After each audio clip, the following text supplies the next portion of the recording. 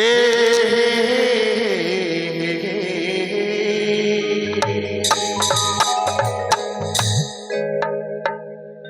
जय गणेश मंगल करना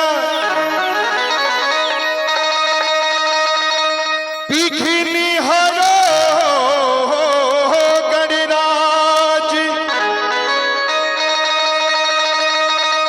किए की दंत करी कर बदन अरे सिद्धि करो ममकाज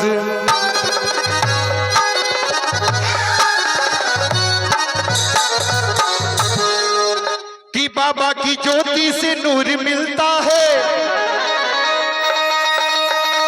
और सबके दिलों को सरूर मिलता है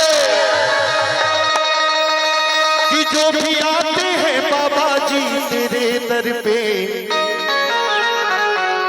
उसको कुछ न कुछ तो जरूर मिलता है। बाबा की ज्योति से नूर मिलता है और सबके दिलों को सरूर मिलता है और जो भक्त आते हैं बाबा के दरबार में खाली हाथ उनको कुछ न कुछ तो जरूर मिलता है।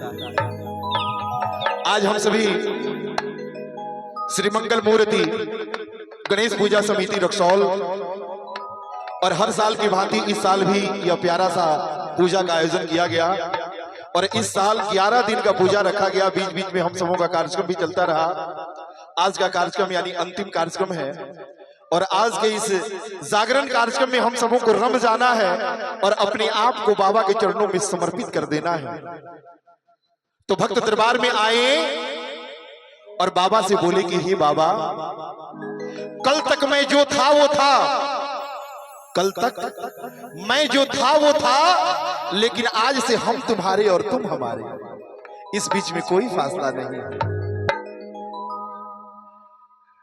और सबसे पहले समिति के सभी सदस्यों ने बाबा से कहा कि ये बाबा, आज आपकी आवश्यकता है, आपकी जरूरत है।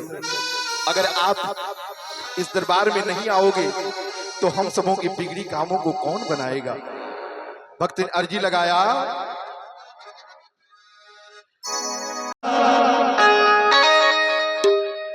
मंगल के दाता रहुआ अरे बिगड़ी बनाई जी। मंगल के दाता इहे के कहल गइल बा और जितना बिगड़ल काम होखे अगर कहीं ना बनत होखे तो गणेश बाबा के चरण में अपना आप के समर्पित कर अधिकार से सारा जय जय हो जाए। प्रेम से बोल दे सच्चे दरबार की। और भक्त कहले कि अरे मंगल के दाता रहुआ बिगड़ी बनाई जी, गौरी के ललना हमरा अंगना में आई जी, गौरी के ललना हमरा अंगना में आई जी, गौरी के ललना हमरा।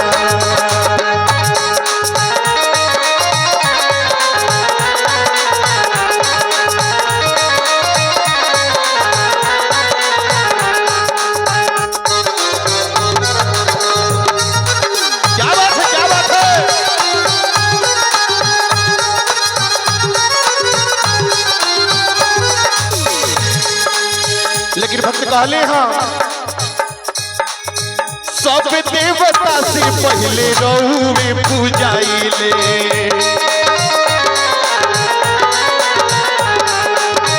भगतन के तेरी सुनी दौड़ल आइले,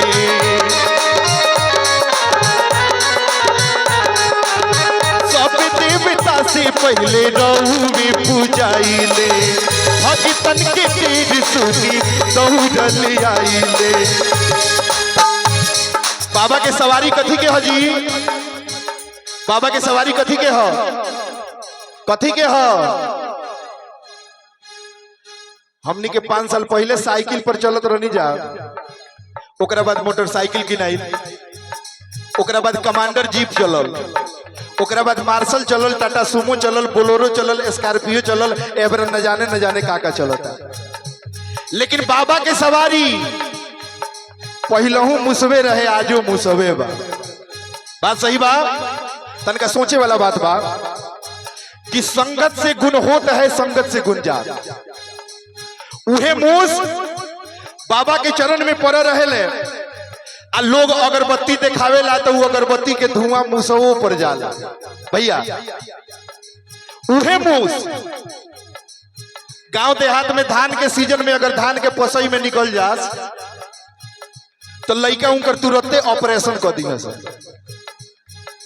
संगत के प्रभाव बा, जगह के प्रभाव बा।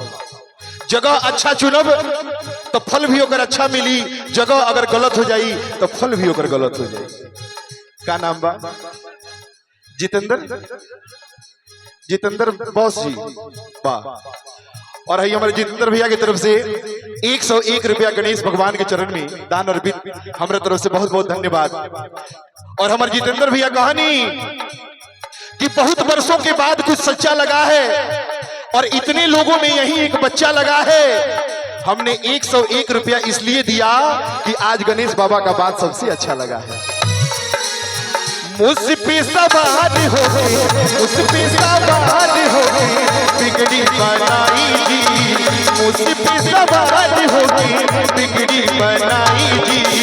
गौरी के ललना हमरा अंगना में आई जी, गौरी के ललना हमरा अंगना में आई जी, गौरी के ललना हमरा।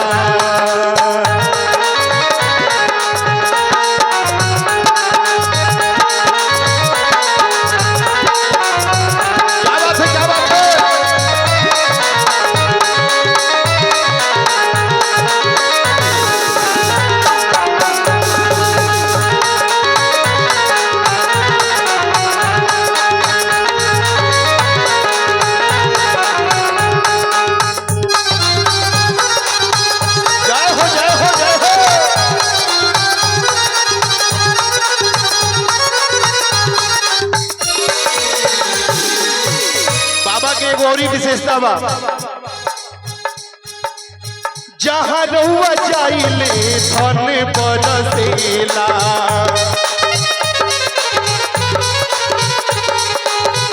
जहाँ रहुआ जाइले धन बरसेला, सिद्ध होला कार्य सब विघ्न कटेला।